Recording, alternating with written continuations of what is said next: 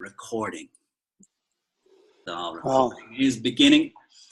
Frank Esson, Vistage Chair in the UK, member of my Chair Academy almost 2 years ago, was 18 months ago, back in Southampton. It's a pleasure to have the chance to speak to you. So, Frank, tell us where you are today. well, I'm working in London with my group, but I'm actually staying with my wife in the south of France, in the hills above Nice. And it's absolutely lashing down with rain. So if I show you out of the window, you can see the swimming pool is absolutely flooded. And you might be able to see down the bottom of the garden, it's completely flooded as well. I've never seen so much rain. But it's snowing up on the hills, and in a few days' time, there'll be 2 meters of fresh snow up at Isola 2000. And Karen and I equipped ourselves with ski gear on Saturday morning.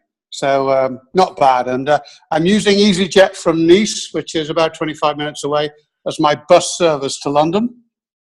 And I finally got around to telling my group at a meeting we had last week what I was actually doing, because they weren't aware of it. I was keeping it quiet to see how well it worked, and it was completely seamless. There you are. Fantastic. So tell me, you launched 3 months ago? Yeah, I launched at the beginning of October. It took me a while to get there because I think London is quite a tough area. There's a lot of competition for people's time. They're all extraordinarily busy. And there are a number of other competitors to Vistage operating in London, like the Supper Club and a bunch of others. So it's not easy. It's not an easy sell. It's difficult to get in people's diaries, of course, in London. It's interesting because I've been comparing notes throughout with Keith Stewart, you'll remember. Neil, who a great friend of ours who joined at the same time. He launched up in Yorkshire, and he got going about 3 months before me. Yeah. And yet we followed the Vistage process of recruitment to the letter, both of us, exactly the same way. So there you go. So for you, from leaving Chair Academy through to that first launch group meeting, how long was that period? Well, we finished training at the end, so middle of December, didn't we? Yeah. So it was about 9 months, taking out some summer holiday. I actually did a pre-launch meeting because I pulled together a few members by July, Yeah. but not enough to really start a group. But I got them together, and I've been doing one-to-ones since about April, actually, as I recruited members slowly. And they've been brilliant. So, yep. Exactly. So you finished Chair Academy December, and your member was in April. Yeah, that's right. How did that feel? Well, it's great because I've got such a varied group. My first member is the chief executive of a talent agency in London. He manages artists in the music world and puts together musical events. And over 4 or 5 months, I've helped him with a number of deals to grow his business. And about a month ago, he won a big deal with the Ministry of Sound, which I guess everyone has heard of. It's an amazing brand name in the music industry. He's going to be their whole front end to create their events and book their acts and so on. So we held our last group meeting actually there at the Ministry of Sound, and Guy insisted we join the early morning rave when about 800 people get together there to let their hair down before they go to work. Not a bad idea. And how did it feel after 30-year career in consulting to be at an early morning rave at the Ministry of Sound? Invigorating. Feeling alive. Yeah, it is. And they're a fantastic group I've got. I think I've heard a number of times that your group reflect your own values and so on. You kind of recruit a group that you like to work with and vice versa. And the group I've got at the moment is 8 people, and they're tremendous. I've got a lady who runs a chain of physiotherapy clinics, and a guy that runs a mobile phone services business, an architect, the talent agency, a guy that actually makes things, which is pretty unusual in London. So a very varied group, and the way they interact is actually superb. And if we go through the the lead generation. I remember at Chair Academy, we learned to do an MSc1 and an MSc2. Yeah. Has your process followed that, reach out, connect on LinkedIn, then have a phone call, 20 minutes, then the face-to-face meeting? Yes, exactly. I have sort of tinkered with it from time to time, but fundamentally, absolutely follow the process. If you remember, we were taught in no uncertain terms that that's the process you should follow. And I have, and my cohort member, Keith, I mentioned, and Harry Marsden, you'll remember Harry. Yep. We've all followed it. Now, there are other routes like getting to know accountancy firms and legal firms and, other interest groups in London. But I have done a bit of that, and it's not been fruitful. So I've tended to stick to the LinkedIn process, a phone call first, because you can waste a lot of time going to meet people. Yeah. And you really have to qualify hard on the phone. And I think I found kind of that it's very important to qualify hard on that phone call. Otherwise, particularly when you're starting out, you can be very enthusiastic to go and meet people. And I probably met too many people, but in a sense, that's not a bad thing because at least you practice. Yeah. And you practice on people that probably aren't going to join. So a bit of a waste of time, but you do learn. Yeah. But as I've progressed in time, I've been harder nosed about weeding out people who are clearly not right for joining a group. So if this was a phone call between you and a potential candidate, yeah, how would you begin? Say you just picked up the call and spoke to me. How would you begin that conversation and move to the hard qualification, as you say? Well, I follow the LinkedIn script that we were all taken through and given a copy of on the day. So when we were training, Yeah. So I have that script in front of me, and it starts with hello. I'm Frank Esson. I'm Vistage Chairing in London. We've joined up on LinkedIn, and what I'd like to do on the call is give you a little bit of background to Vistage, and then ask you a few questions about your company, get to know a little bit about you. Then we can take a view together about whether this is worth pursuing, and if it is, let's have a good meeting together. Yeah. And then I go in. I tend to start by asking, clearly there was something that sparked an interest with you in what I do. Would you like to just say what that interest might have been?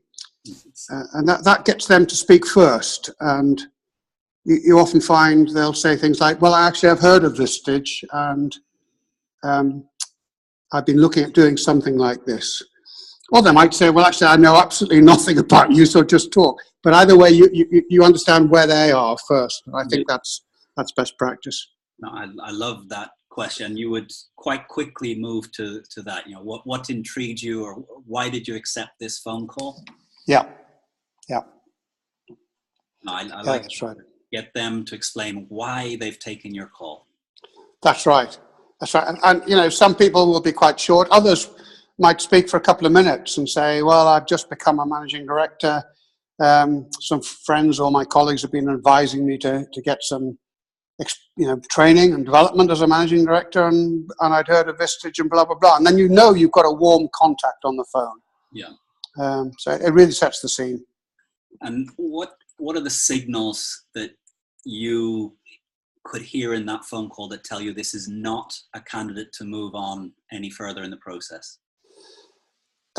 You can tell a sort of, if the person on the phone is innately hostile to speaking, you can find some calls are hard work, and it's simply because the other person is really not interested, and this comes over as a sales call. So there's an immediate indicator by their, it's like body language on the phone. Do you know what I mean? Yeah. The second thing is when you find out they travel for a living, and often managing directors, if they're in an international role and they're hardly ever in the UK, it's just not going to work. Yeah. Another key question is what kind of advisors and where do you get your advice from now? That's in the script. Yeah. And if a guy says, well, I've got a big board of directors, I've got several advisors and a mentor already, you're probably up against it. The cost and the time issues are major barriers, of course. I tend to preempt them. So when I'm doing the introduction to Vistage for 3 or 4 minutes, in the script, it does tell you to, talk about the fees and the time commitment. And I actually sort of say that, those are often barriers. However, I can tell you that all my members would say it's the best investment of time and money they've ever made. So I sort of get that out up front. But if they then make it quite clear to you that they're on a cost-cutting drive at the moment and then it's inappropriate, then you might say, fine, let's have another call in 6 months' time. Yeah. So I think it's quite good to flush out those kind of barriers quite quickly. And in fact, I think another sort of tip we learned, Connor, was to get to know quickly.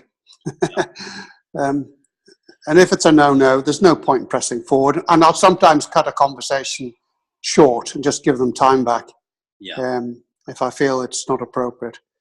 How many, over December, January, February, March, April, you were, still without one member. How did having 1, 2, and 3 members join change your way of conducting these calls? Well, once you've got members, you start to have a story to tell. Selling is often storytelling.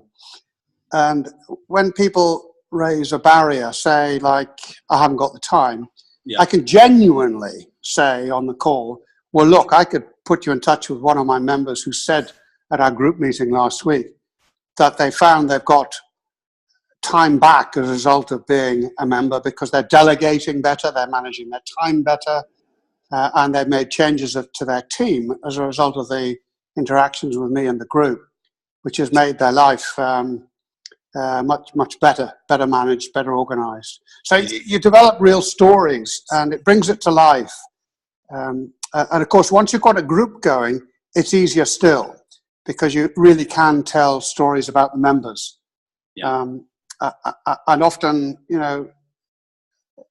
make it really relevant to them and intrigue them. Mm-hmm. So I think that, as you go through the Vistage journey, before you get members, it's hard work. You're sitting in your office on your own, often for day after day, and it can be quite grueling. I don't mind it. I knew I was in for that, and I've done a lot of cold calling in the past. But you kind of, it's hard work. And then when you get members, you start to lift. When you're doing one-to-ones, you start to have stories.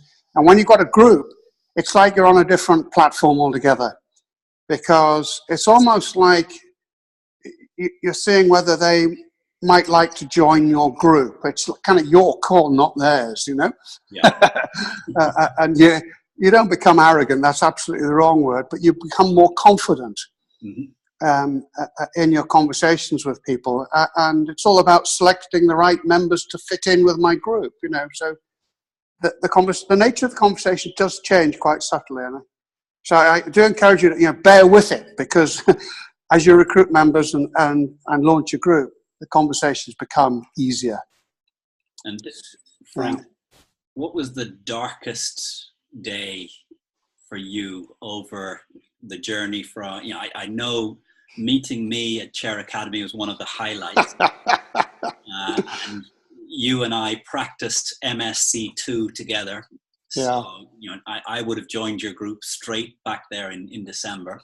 But if you think over the journey from December all through this year, what is there a single moment that was the darkest moment? I don't think I had a really dark moment, because I've been selling for 25 years in consulting, and it's always been hard work, and the conversion rates are always extremely low. I reckon, for instance, on LinkedIn, you've got to make 60 LinkedIn attempts before you get one member. So I've made hundreds of LinkedIn connections. So it's hard work rather than a dark moment. But I have had a difficulty. And of course, every chair's experience is different. I do know some chairs that have quite dark moments when they're battling away and haven't been able to recruit a member, and it's taken them much longer than they thought. My dark moment was all about the thing you just mentioned, MSc2. I found it very difficult to meet somebody and sit and read a script. And yet that's how we were taught to do it. You remember, Connor, we were taught to have the MSc2 script on the left-hand side of our book and a plain piece of paper on the other side, and to make notes. And actually to follow the script almost to the letter. I have found that extraordinarily difficult, even though I've had 3 coaching sessions from chairs who I describe as masters in it, including, do you remember Rob Whitaker? Yep, I remember Rob. He's the master at it, and he wrote a lot of the script. He's an NLP practitioner, so he understands how important it is. And it's taken me months to really take that script in with me and use it. And I'm now using it more rigorously. And I think I found I wasn't recruiting as many members as I thought I would, even though I was having quite a lot of MSc2 meetings. And I put that down to the fact I wasn't getting to the real pain in that person's business makeup, personal makeup, that you need to do in those meetings. And the good chairs who recruit really well at MSc2 are the ones that really expose the vulnerability, the fallibility of the people they're meeting at that critical session. Does that make sense? Oh no, completely. In a way, I've had the easy life of, I haven't gone from Chair Academy to go out and put the thing into practice. Yeah. I've been a bystander, seeing you and Harry and Frank go out and really have to put this into the world. Mm. But what's changed now? So, the first few months, MSc2 was very difficult, not feeling that the script allowed you to flow with the conversation. Yeah. And I think that second thing of really nailing the big issue, the big hidden issue or the pain of the member candidate. What do you do now that allows you quickly to find that pain? If you have the MSc2 script in front of you, when you start to uncover an issue, it's important to go deep. And there are the sort of tough questions. There's on the MSc2 script, Connor, there's a little picture of a mountain with the OIK questions. What's the impact that's having? What are the consequences if you don't take action? How does that feel? So those going deep questions where someone says, I'm really having difficulty with my chairman. People can say that. So if you really dig deep and say, well, what's the impact of that? How do you feel about it? You can almost get people in tears sometimes. Mm-hmm. And unless they feel real pain and the kind of the loneliness of what it is to be in their position and how much they don't know, then why should they spend £10,000 a year to be a member of Vistage? You really have to create the need or expose that. You're not creating the need, the need's there. You really have to expose it. And it's not easy to do that because you have to get really quite personal.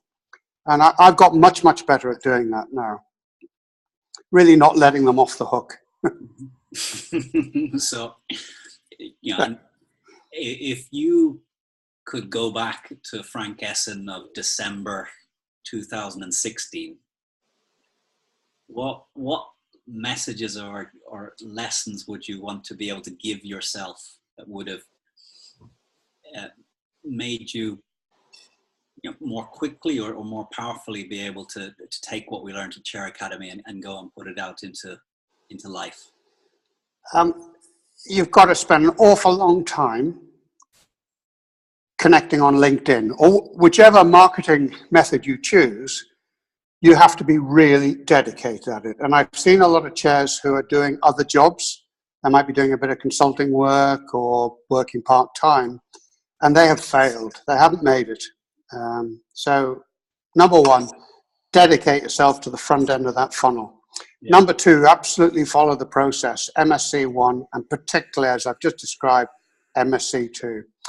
Number three, and we haven't talked about this so far, about 3 months in, having tried to do a lot of this myself, I employed a virtual PA. And in the UK, we're very lucky to have several firms that provide virtual PAs who are trained in the Vistage tools and techniques, like using Salesforce and so on. Yeah. So around about May time, I employed a PA who can sort of ferret through all my connections I've made and go back and call them up and enter the details of that on Salesforce, so we both know what she's doing and where she's at. And we talk 2 or 3 times a week. She's probably helping me set 2 or maybe 3 meetings or calls every week. Mm-hmm. And now I've got a group going, and I'm in London tomorrow with 3 one-to-one coaching sessions. While I'm doing that all day, she'll be on the phone calling people I've connected with on LinkedIn, suggesting that we get together and have a meeting or a call. So that's proved extraordinarily valuable. I think without that, I'd have really struggled. Mm-hmm.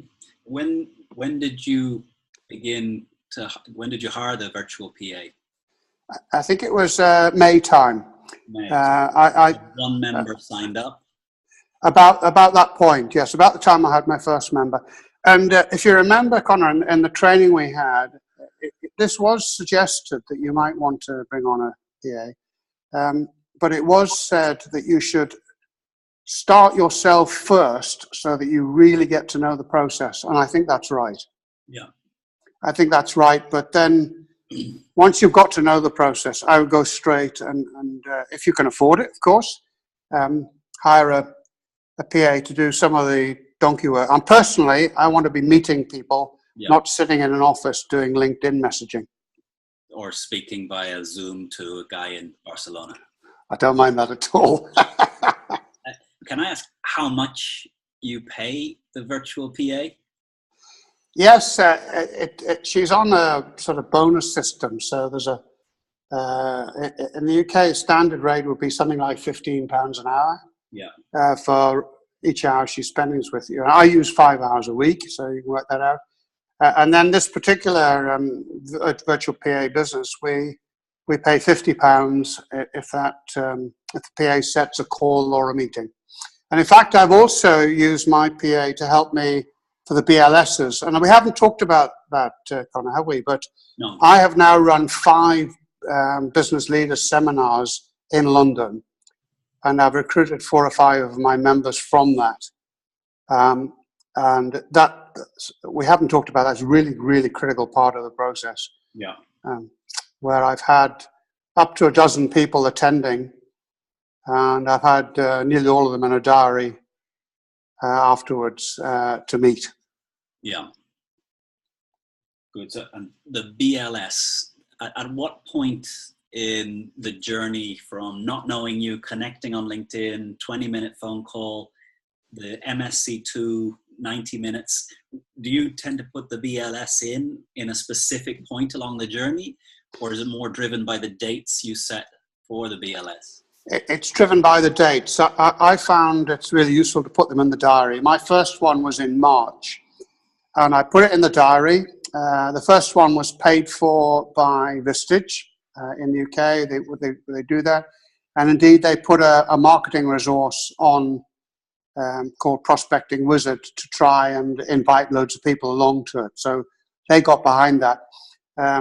I nevertheless made every effort to speak to every single person who came on the phone beforehand to qualify them and talk about what we're doing. Yeah. And then I followed up myself immediately afterwards to get them in the diary to meet properly. After my second BLS, my third, fourth, and fifth were driven entirely by me. Yeah. And I used the great LinkedIn database that I accumulated. I had it all on a spreadsheet. And I started to invite people that I'd connected with, but not had any dialogue with. So I just banged out loads and loads of emails to people, inviting them to a BLS, and got quite a few along that way. Yeah. And then I'd have my virtual PA making phone calls as well, trying to get people along. I think it's probably the best recruitment method, and I've shared that sort of discussion with other chairs in the UK, that if you can populate BLSs, each time you're going to get one or two members. And to actually experience the Vistage way of doing things at a BLS is very powerful. Yeah. And so your recommendation, your first one was in March. That was 4 months after coming back from Chair Academy. That's right. That's I think that's pretty good timing, really. Get one in as early as you can. It forces you then to work damned hard to fill it. Yes. I think we're all milestone driven. I am, and if you've got a BLS coming up in a month's time, then you better sit down and make some phone calls and fill it up. It's when you're on your own as a chair doing this, it's quite motivational to have those milestones in the diary. Yeah. And do you have some things you do for when on a Monday morning you're not feeling energized? What would you do to find the energy to get on the phone, to get the MSc2s going? Well, I just put a note in my diary, call these people. And I usually do it in the afternoon, or maybe 5 o'clock end of day. And I just make the phone calls. So I have a note every day of people I should be ringing. So I have a log. Your MSc1 calls, do you agree the time, or you just keep calling until you hit them at a moment that they can speak? I usually agree the time. So if I've connected with someone on LinkedIn and they've expressed interest, I will ask them on LinkedIn, when are you available for a short call? Yeah. And then I'll try and get their email and their phone number off them and send them a calendar request so it's in their electronic diaries. I think that's really important with the phone numbers. And now, how are you feeling about Vistage? I think the recruitment process is a slog, and you have to recognize that. I love meeting people, so actually when you get out and you're having the MSc2 meetings, in a place like London, there's lots of startups and fashion agencies and media companies. I have met so many interesting businesses and people that even if I haven't recruited them, I've got a story to tell about, well, I met someone yesterday, and it kind of reinvigorates you. You have a busy life doing it, and it's absolutely fascinating. Yeah. However, the big deal is when you start your group going, and it generates a life of its own. My members really help each other out enormously, and I personally have found the one-to-ones to be tremendous, because when you've been in business for a long time and consulting a long time, as I have, it's amazing how many different ways you can help the people you're talking with. For me, it's not coaching. There's a large element of that, and I never tell anyone what to do because that would be a disaster. But after a long time in business you learn the intelligent questions to ask, and you can talk about things you've seen, options that they might consider, and work it through with them. And then help them in very practical ways. I've helped some of my members making contacts with people. I've helped some of them on their deal making big deals by simply asking the intelligent questions about, well, who have you got to see really to close this deal? Who are the critical decision makers? And help them in 1,000 different ways. And that's so rewarding. Particularly if someone, for me, at my stage of my life, it's really quite thrilling. I come back from a great meeting.